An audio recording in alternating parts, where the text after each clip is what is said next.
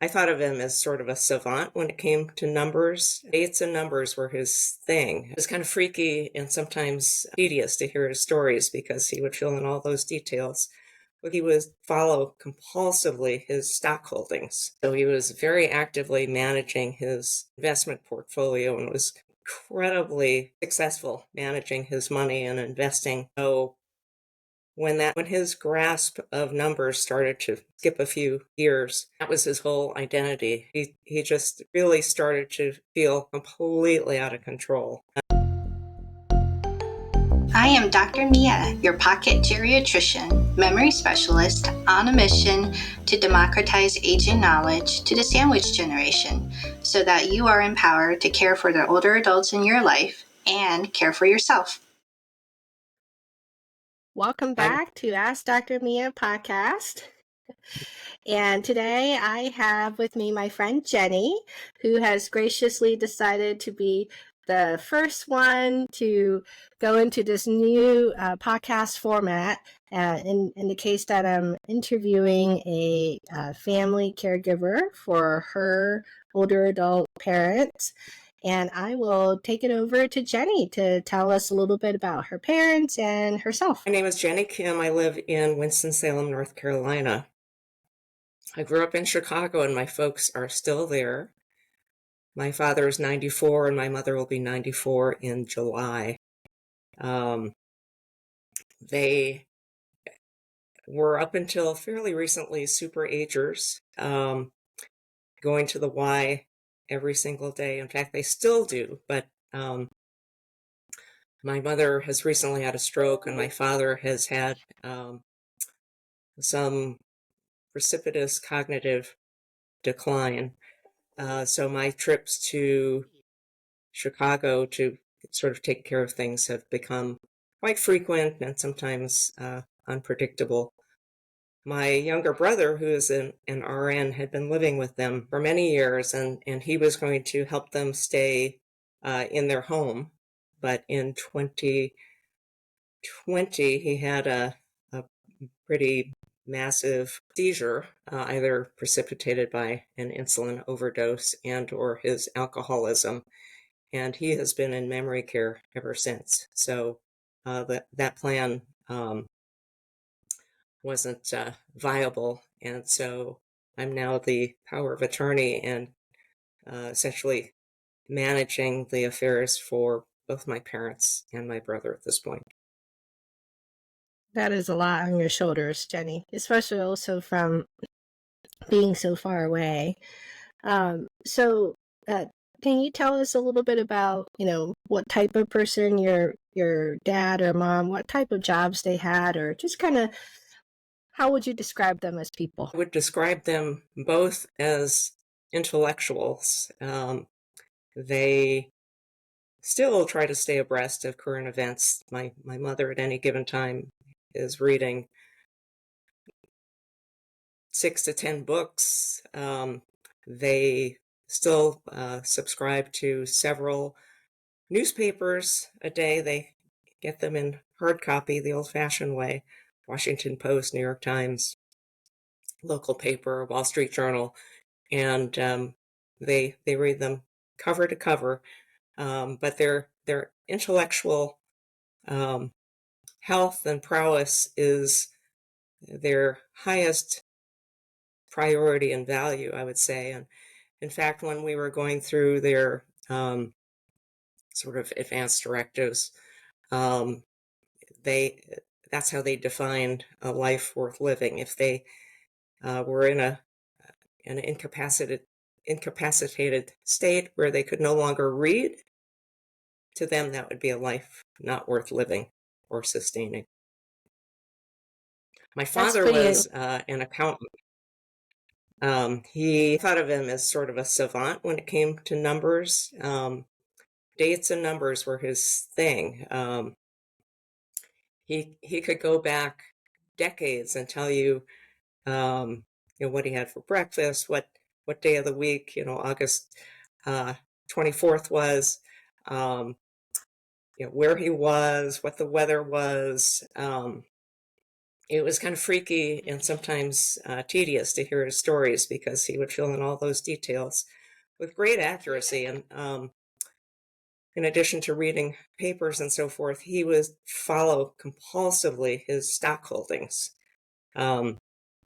So he was very actively managing his investment portfolio and was incredibly successful managing his money and investing very wisely.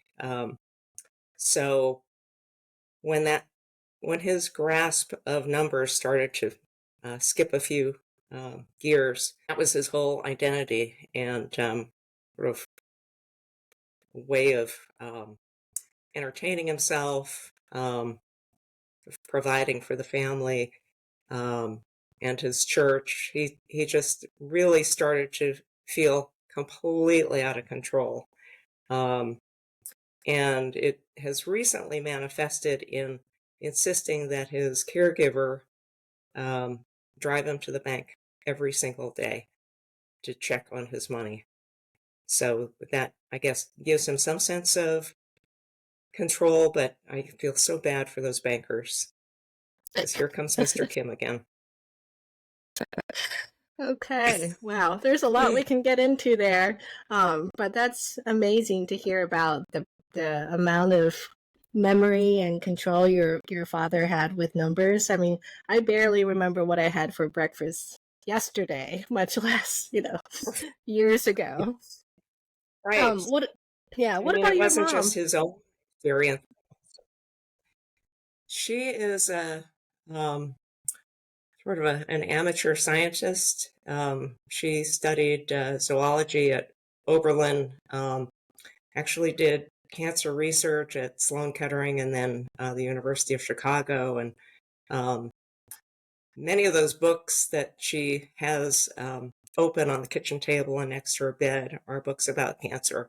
And in fact, I work at the Cancer Center at Wake Forest, and some of those books are books that our scientists have recommended.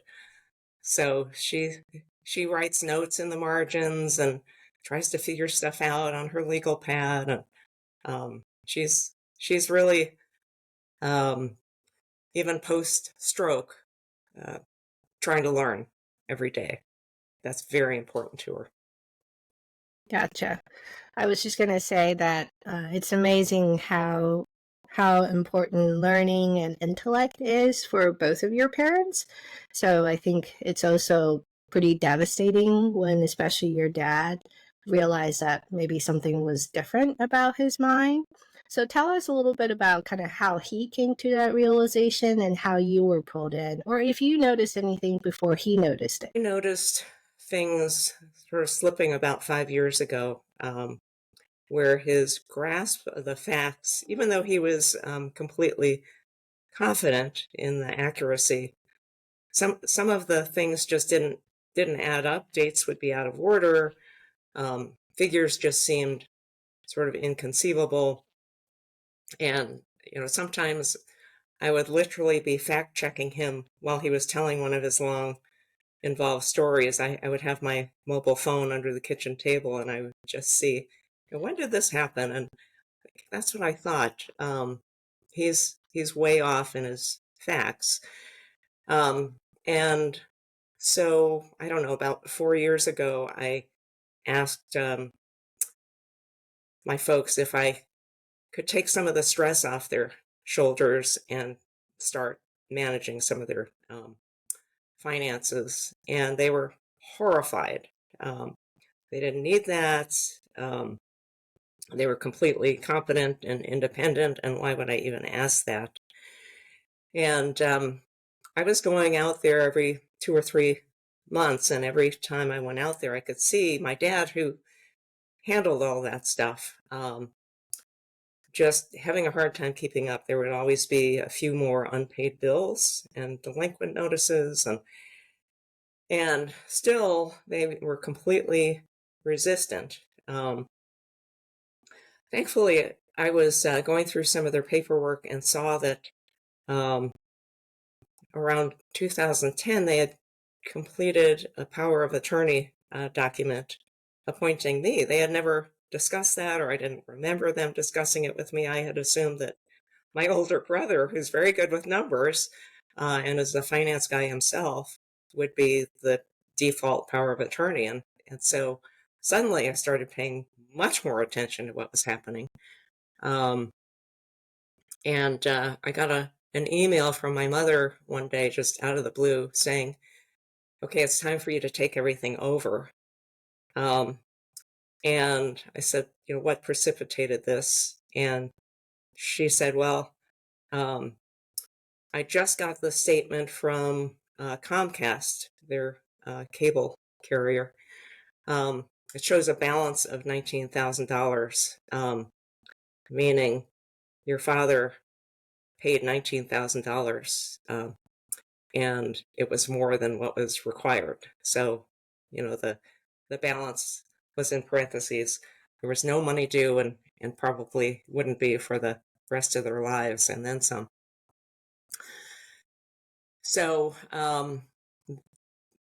that began kind of very chaotic effort that continues as recently as last week, dealing with various creditors, because there was no paperwork on file with these various vendors and service providers. Talk with me without my father also being on the phone. And he doesn't understand what's happening at this point, who these people are, um, what's happening with his money. So it started with that one cable call. I called. They explained that my father needed to be on the phone. I said, well, he's not with me. I'm in North Carolina. And they said, well, we have no permission to talk with you. So they said, well, let's try to get him on the line. And I knew how this would go. So he's always napping and confused about where he is and what day it is now. And he got on the phone, who is this? And then I tried to explain this is the cable company. And he got very agitated and just started screaming, give me my money back. And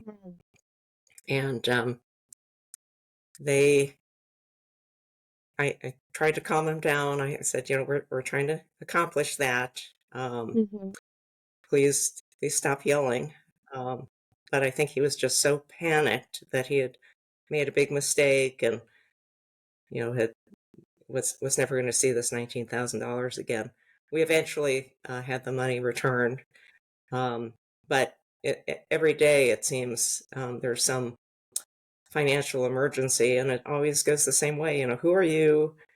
We have no permission to talk to you. Even a few days ago, I was trying to pay a delinquent bill for Costco, and when I typed in his number, we went right to the collection division of the city card.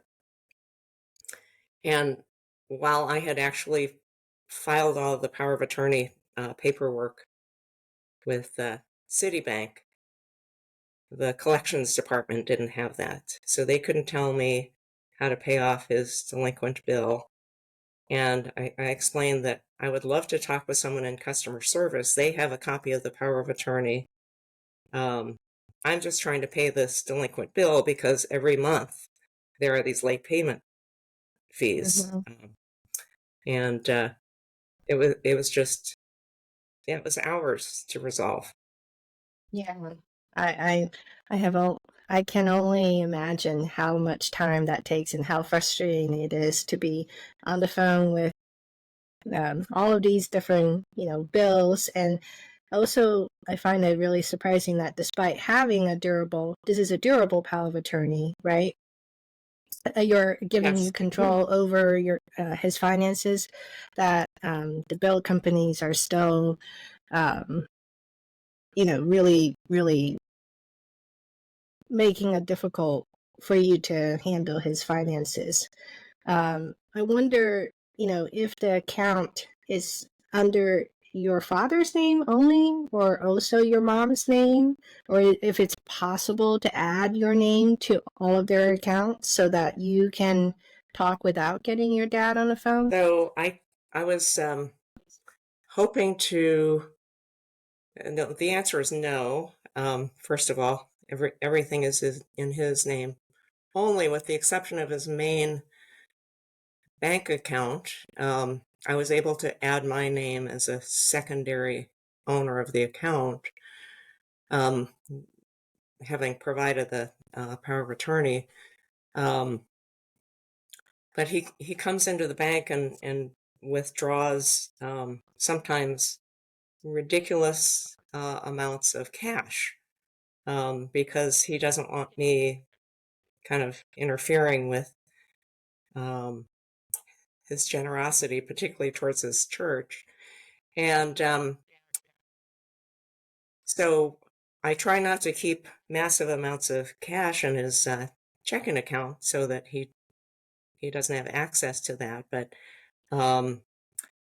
it really creates kind of a fire drill, because if I don't know how much cash he's going to demand on any given day, um, I I can't ensure that all of the other bills are going to be covered. So I talked with his banker, and I said, listen, I spent so much time trying to get my name on the account to prevent this. And he said, well, as long as his name is still on the account, he still has access to his money. And so I think we had talked a few months ago about having him evaluated and getting a letter from his doctor saying that Mhm. he cannot make any financial decisions. And I provided that to the banker. He was thoroughly evaluated and described as having severe dementia. All of this is in the letter. And the banker said, it makes no difference.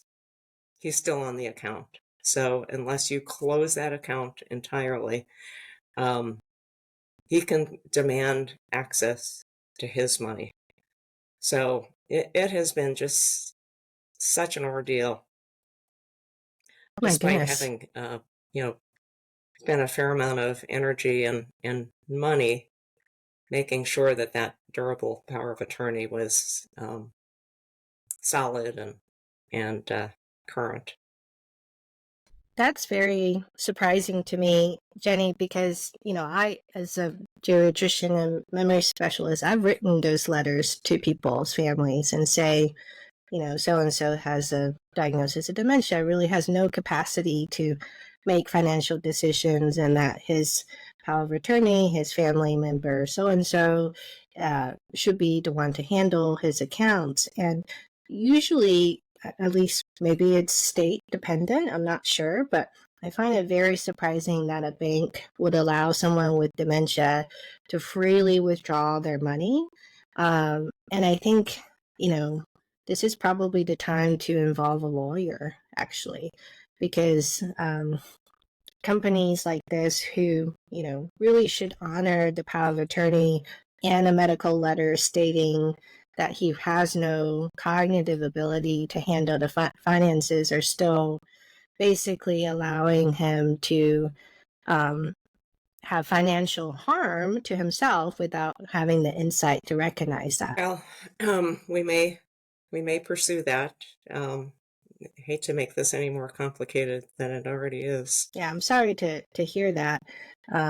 Not sure, who is the person speaking on the phone, but the other alternative I would suggest is maybe to go in person. What the next time you see your folks and go to the bank with your dad, but also having your mom come with along so that perhaps not all of the conversation have to be occurring right in front of your father, since talking about money and his money is particularly agitating to him. It may be one of those things you call Mm-hmm. ahead and explain the situation, bring him so that, you have your ID, he has his ID, your name is on the bank account, and then kind of talk through this issue as to, or even having a cap to his amount of withdrawal. Otherwise, it's almost impossible to prevent him from withdrawing if the bank is not allowing him to do so, or not restricting him. They have been working with me to try to talk him into withdrawing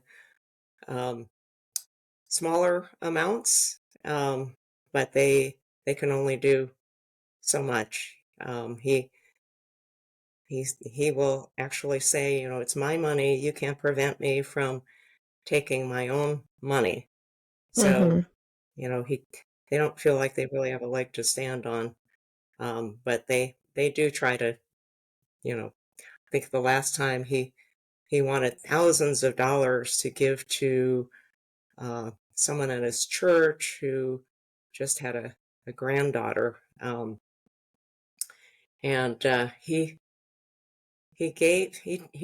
did allow him to take cash, but it was quite a bit less than what he had originally demanded. And he ended up giving literally this currency to these babies. So I have seen him give out cash, and it brings him so much joy. So I feel a little conflicted because he's so happy when he's giving out these crisp $100 bills for no reason whatsoever. Yeah. He's like Santa Claus. Right. He loves to give, and it brings him joy. Yeah. I wonder if the people in his church are aware of his memory deficits. It's possible that they suspect, but this may also be a situation to talk separately with the church leaders and kind of explain the situation. And I'm not sure. I mean, he may give the money, but is it possible to have that money returned to him so that he has retirement savings? I did communicate with the leaders of his church and assured them that I would write checks to them every single week. So if my father writes a huge check to them, as he has done, to please tear it up, because he has no grasp of numbers anymore and is being reckless with his own money and donations to the church. And so far that they seem to be complying. And so we have a regular draft coming out of my father's account for them, and hopefully they will continue to tear up the additional checks as he's writing to them. We've tried to collect all of the blank checks from the house, but I don't think he goes we've to the bank every found day. all of that. And I know that he's Yes. just orders more. It's his name on the account. I mean, it's so devastating that I know we're laughing about it, but the alternative is really to cry about it, because I can feel distressed just thinking about him spending thousands of dollars without sort of any restrictions, especially considering how much hard work he put in to build his retirement funds. So tell us a little bit about, I know you guys have a geriatric case manager. How did you come about hiring that person, and how has that experience been? Well, another colleague of ours has an aging mother outside of Chicago, and so she had done the legwork to find this company that has RNs that are supposed to be this will sound sexist, but like surrogate daughters, managing appointments and going to physician visits, and in the case of my parents, every time they fall and are taken to the hospital, she tries to be there to see what happened and what the next steps are. it's very, very, very expensive. And the time it takes her to travel from her home, which is not near my parents, to these appointments and so forth, is all on the meter. So this is thousands of dollars a month for her to help manage appointments and go to as many of those as possible. But I think she's the next best thing to having me or my younger brother there, kind of keeping everything pointed in the right direction. So, if you can afford it, it's hard to imagine navigating any of this without her. And my parents, my father, not at all, but my mother isn't always the most accurate historian. So this care coordinator will send me and my older brother emails, just sort of summarizing, your parents had this appointment, that appointment, here's what's going on. So it helps us keep tabs on things. Gotcha. We Yeah. we had originally engaged her. No, go ahead. I was just going to say we originally hired her to help with my brother's complex needs after his seizure. And then after he got placed in memory care, then we just kept her on to help with the parents. I see. So I think it's a great service, and especially for out of town family members who are not able to go to all the appointments. I know I oftentimes recommend for folks to have the proxy access to people's charts on the patient portal as sort of the next best thing if they're not able to hire a geriatric case manager or have a friend or a family member who are able to go to appointments with them, because then at least you have a way of directly communicating with their providers and can see the notes on there, because the laws have changed over the past 2 years, I think, where all the notes are open unless there is a risk to reading them on the part of the patient because of psychiatric illness or something like that. So I don't know if that's something that your parents have allowed you to have access to in terms of their medical records. I do have access to their my charts. Yeah. Yeah. Great. Yeah. Okay. Well, I know we're short on time, but the issue about the financial things are still ongoing, and I know this is where it's difficult to think how can we resolve this, but I also think that this is probably a situation where an elder law lawyer is probably the next possible step if you guys do choose to go in that direction. And this is because I think usually the bank would honor a letter that states about, your father's cognitive difficulties, and it's a bank that has your name on the account, that his I think this is lack of understanding of cognitive impairment among a lot of people, especially in the banking industry, who are probably more used to dealing with people with cognition intact. And it's not the bank's responsibility to prevent people from making poor financial choices. In fact, sometimes they probably have more to gain from late fees by not helping them. But that's probably where I would go next if I were in a similar situation. And obviously, I'm not their physician and not your physician. But as Dr. Mia, I would say an elder law lawyer is probably my next recommendation to really remove the remove almost all cash withdrawals within a certain time span as sort of the hard limit for your father's spending, because otherwise this is sort of an unending amount of financial crisis, as you mentioned before. And that, an elder law lawyer who is local to Chicago will be able to really kind of father's financial resources.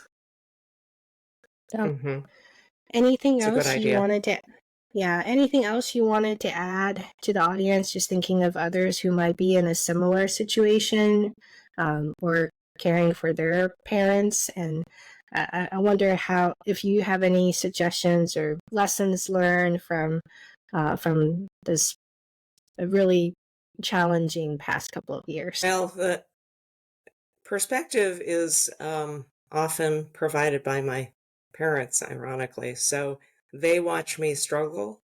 And my father has still, wonderful moments of, I don't know if it's lucidity or not, but he just was so gentle when I said goodbye a couple of days ago, and said, I've had a wonderful life.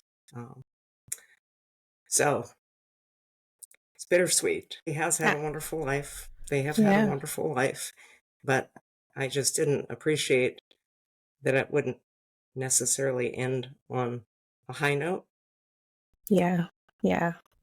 And it's so heartbreaking in what he said, and also the fact that it seems like they have come to terms with, just being the final stages of their life, and I'm sure they appreciate you helping them.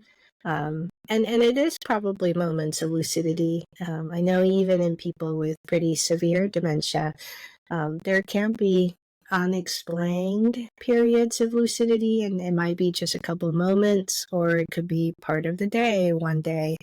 I don't think science really has an answer as to why that is, but science does say that it actually occurs fairly commonly, even though we wouldn't expect that those moments are still there, especially as people's dementia progresses.